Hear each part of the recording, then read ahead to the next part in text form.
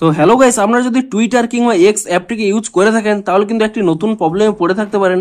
আপনারা যখনই আপনাদের নিজস্ব অ্যাকাউন্টে চলে যাচ্ছেন কিংবা আপনারা আপনাদের টুইটার অ্যাপটিকে ওপেন করে নিচ্ছেন, তখনই কিন্তু এখানে একটি পপ আপ শো করছে, can not retrieve post at this time, please try again letter. তো আপনাদেরও যদি এই প্রবলেমটি হয়ে থাকে তাহলে কিন্তু আজকের এই ভিডিওটি পুরোটি দেখতে থাকুন এবং এখানে দেখানো স্টেপগুলি ফলো করে নিন, তাহলেই কিন্তু আপনাদের প্রবলেমটি ইজিলি সলভ হয়ে যাবে।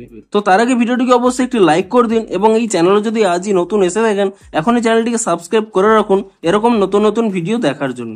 তো আপনাদেরও যদি টুইটার অ্যাপের মধ্যে এই প্রবলেমটি হয়ে থাকে তাহলে আপনারা কি করবেন, আপনারা কিন্তু প্রথমে এখানে টুইটার অ্যাপ থেকে আপনারা ব্যাক করে নেবেন এবং তারপর এখানে টুইটার অ্যাপটিকে ট্যাব এন্ড হোল্ড করে নেবেন এবং তাহলে এখানে একটি অপশন পেয়ে যাবেন অ্যাপ ইনফো বলে। আপনি সেই অপশানে ক্লিক করে নেবেন এবং তারপর এখানে একটি অপশন পেয়ে যাবেন স্টোরেজ ইউজেস বলে।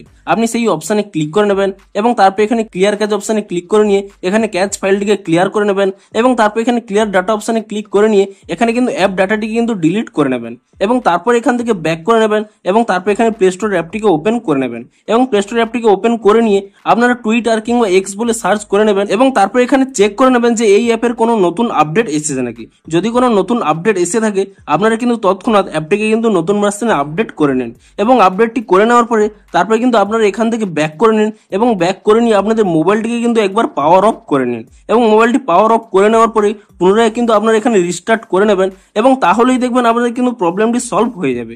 দেখুন তারপরে আপনারা এখানে টুইটার অ্যাপটিকে যদি এখানে ওপেন করে নেন আপনাদের কিন্তু পুনরায় এখানে হয়তো লগ ইন করে নেবেন এবং দেখবেন যে আপনাদের যে প্রবলেমটি হচ্ছিল সেই প্রবলেমটি কিন্তু সলভ হয়ে যাবে। তো ভিডিওটি যদি একটু হেল্পফুল বলে মনে হয় অবশ্যই একটি লাইক করে দিন। দেখা হচ্ছে আরো কোনো ইন্টারেস্টিং ভিডিওর সাথে।